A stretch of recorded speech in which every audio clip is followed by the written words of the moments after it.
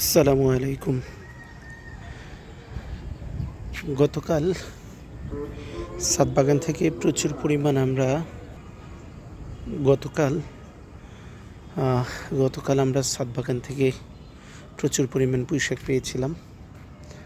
আজকে আমরা চিন্তা করেছি যে কচুর শাকগুলো বড় হয়েছে, আজকে আমরা কচুর শাকগুলো নিব ইনশাআল্লাহ।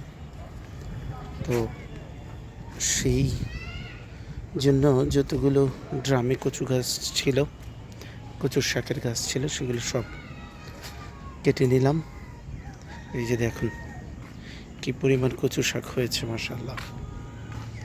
এটা দিয়ে বেশ ভালোভাবে অনেকগুলো মানুষের সুন্দর খাবারের ফ্রেশ কচু শাকের ফয়সালা হতে।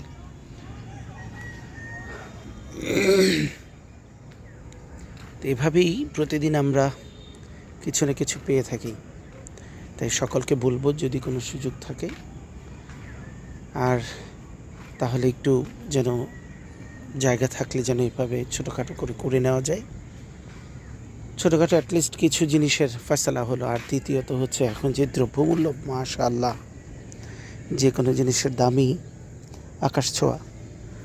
তার মধ্যে যদি নিজের ছাদ বাগান থেকে অল্প কিছু করে পাওয়া যায়, সেটা যেমন একটা অর্থনৈতিকভাবে লাভবান, তেমনি স্বাস্থ্যগতভাবে খুব ভালো হবে। আসসালামু আলাইকুম রহমতুল্লাহ। ধন্যবাদ সবাইকে দেখার জন্য।